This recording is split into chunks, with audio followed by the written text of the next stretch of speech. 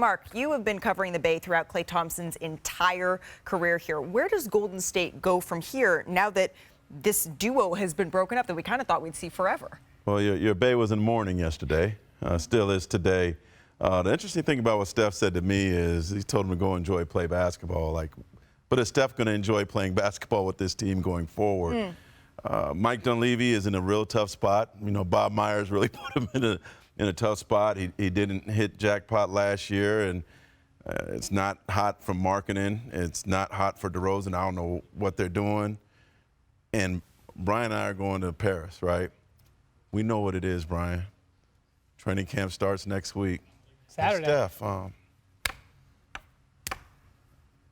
with me. The deals start, this is where they start talking. Happening? They start getting in his ear. So I wonder if that's going to be something that the Warriors, they better get something done before he gets to Vegas. Team USA is the sort of genesis of many super teams, but I just can't. I could never, ever see Steph out of that uniform. But I've seen stuff before in this league. Yeah. He's synonymous, I think, with Golden State, but for so many years, Klay Thompson was as well. The question we've been asking since this move was made, Zach, is what does Golden State need to do, not about keeping Steph Curry, but about keeping him feeling good about the direction of this franchise? So they're a good team. There's honor in being a good team in the Western Conference. They're not a bad team. They can't rebuild as long as Steph is on the roster, and I agree with Brian. I can't imagine him ever not being a Warrior. Mark mentioned Lauri Markkanen, among others. The decision they're going to have to make, it's the same decision they were making when they were having their little dalliance with Paul George. Can we get somebody in here while keeping enough stuff where it's really worth our while to trade picks, young players, whatever it is? Are we making ourselves good enough to make a leap up the Western Conference? I think that's going to be really, really tough because any team with a player like Markkanen is going to start with Jonathan Kuminga.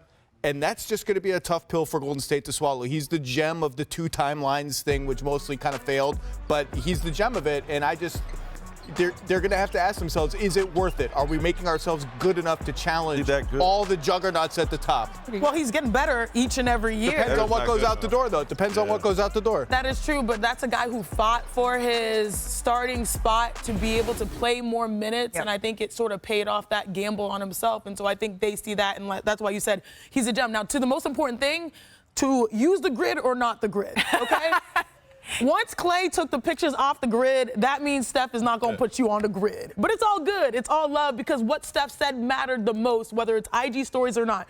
What we did will never be done again. That is amazing. This is the best shooting backcourt that we have ever seen. And even these guys, as they are, did you say it was a dalliance? Dalliance. They're having a dalliance with their prime, right? In the latter stages of their career, they're still very impressive shooters that I think have found ways where Steph is going to be built around him, and Klay is going to be able to provide a lot of boost with a system that is built around Luka. Honestly, it's hard to picture the Warriors without Steph and Klay.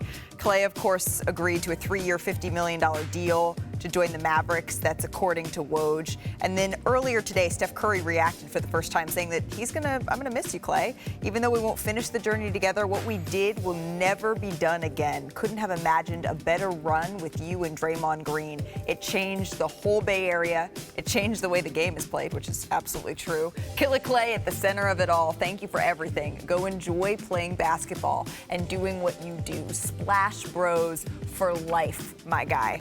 So that's what Steph Curry had to say about Klay Thompson electing to joining the Dallas Mavericks. But did you happen to hear what his father, Michael Thompson, had to say? I got wind. Take a listen.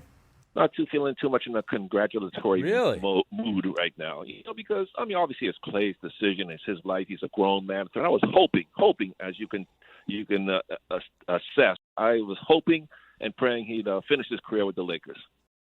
So Michael Thompson played 5 seasons with the Lakers. Of course, he does radio color commentary as well. But Zach, as a basketball decision, do you think that Klay made the right choice in electing to go to Dallas?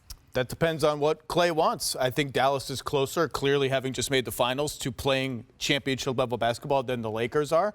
I also do wonder if it's been such an intense spotlight in Golden State for so long.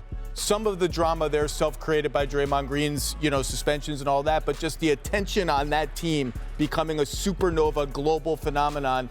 LA would be very similar with LeBron and Bronny and JJ Redick. That's fair. I do wonder if Klay was like, I can contend for a title and play, not that Dallas is a small market team, but the spotlight just isn't the same. The pressure just isn't the same. There would even be pressure, I think, in being the guy for whom LeBron took the pay cut, if that's how it played out. And the taxes aren't the same. That part. True. Well, it reminds me of like Ray Allen going to Miami. I think this is a great move for Klay. He's going to get the easiest three-point shots he had since KD and Curry when he played with them in Golden State. And all those, respectfully, P.J. Washington, the threes you had missed in the corner, Klay's going to hit those. Then you go in there like JJ just got there. Jason Kidd's been there. Yeah. Nico's doing a great job. And I like the Najee Marshall pickup. I think he's a nice addition to their starting five. I think Klay will fit in great coming off the bench and will have a chance to show that he's still on the top level. You mentioned some of those missed shots for the Dallas Mavericks in the finals. Chiney, what exactly does Klay alleviate here for Dallas? Well, if you think about Luka Doncic, he's such a strong gravitational force that he's going to create open shots. Now, the reason why they weren't competitive in the NBA Finals is because his teammates couldn't knock him down. But look at Luka. He's an elite shot creator. He's top 3 in both points and assists. And that's so Raven. Can see it before it happens. Behind your head. Knocks. Oh, no. Hold it. Did not knock it down. And so now you insert one of the best elite catch and shooters in Klay Thompson, and you can't help off of him. But watch this. That's a small window, and he's able to shoot. So, yes, I think all of those factors mattered. When you think about the big scheme of things, not so much of a spotlight, but look at this number. He's still got it. 219 catch and shoot three-point field goals last season, the second most in the NBA. Do you guys know who was number 1? Ooh. Any guesses? Boom, boom, come on, quick, real quick. Number 1? Nope. Drake? Nope. Oh, wait. Hey, no, Kendrick Lamar's number 1 on the charts. Sorry. It's Steph Curry, his former Splash Bro. So, yeah. So now that we have the outlook here for Dallas, what do you say we spin the wheel? I'm going to start with you, Mr. Spears. Why don't you come on over here? Take a little spin. Join me. Come on. No Man in whammies. Black over here. No whammies. And let's spin the wheel. You'll have 24 seconds. The outlook of this Western team. You get to pick your own adventure, Mr. Spears. Oh, wow. Who do you want to talk about? Sacramento Kings. Yeah, I love Kings this. are on Give the them some clock. love. 24 seconds. Please, Director Kathy, let's go. They're a dark horse to get DeRozan. I want to see the Kings do something, make some moves, get back to the postseason. The Kings will be back in the postseason next year. Oh. They got a move coming soon. Ooh, All right. okay. Swing about Zach. Who we No got? bankrupt, no bankrupt, no bankrupt. This isn't Monopoly. I don't know. More fun to pretend I'm on a Ha, Jazz. The Utah Jazz. Producer Condis is hyped. They're not going to be good, and the decision they have to make is how bad do they want to be ahead of 2 great drafts. I think they're sick of, hey, we're frisky, but we don't want to be frisky, and we end up picking 10th. Lauri Markkanen, the single biggest trade chip, I think, on the semi-market right now. Big decision for the Jazz. You know when it's a good show, Wendy, is when Zach says the word frisky multiple times. Let's get frisky. Come on, Wendy. Nobody was better equipped to talk about the Jazz than Zach Lowe. I just want that was or Condis. Spin the wheel, sir. That was a solid spin. Nice spin, very casual. You don't want us to go over $1, Zach. That's what you were looking for. Is that the Utah Jazz again? We're not going to run it back. I'm going to give you one more spin. That means you lose. If it's the Jazz again, this is going to be hilarious. It's rigged. It is the Clippers. I just want you to know that yesterday, Steve Ballmer made $3.3 billion on his Microsoft stock and passed Bill Gates for total net worth. It was not that bad of a day. We need to keep that in mind. Also, they have signed a couple of decent free agents. Derek Jones, Chris Dunn. You know, Kawhi will be back, and they'll be a decent team, and they need to reset their franchise. But I'll bet Steve Ballmer still had a good day yesterday. All right, Chiney, that was a lovely glass half full outlook. Thank you so much. Oh, the glass is half full. Miss Ogwumike, who matches the wheel. Oh, do I? Give it a spin, please. You know, I want to be Vanna Black. You know what I'm saying? Here we go.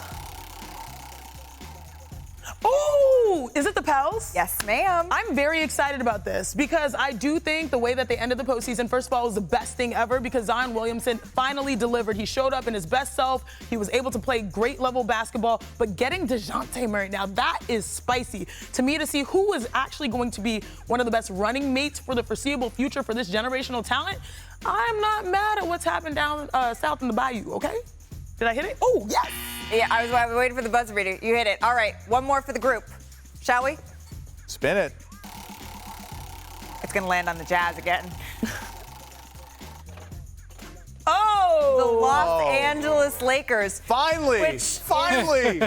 We never talk about them. Zach Lowe, go ahead. We just talked about what else you want me to say. Bronny's on the team. They didn't get Klay. They got work to do. The Lakers are a good team in the Western Conference. That's not something to be scoffed at. There's a big gap between one playoff win and great team, and I don't know how they can close it. What's the next move? Get somebody in the door. Maybe it's DeRozan. Depends on who's going out the door. I'm not trading Austin Reeves for DeMar DeRozan. I'll tell you that much. I'm on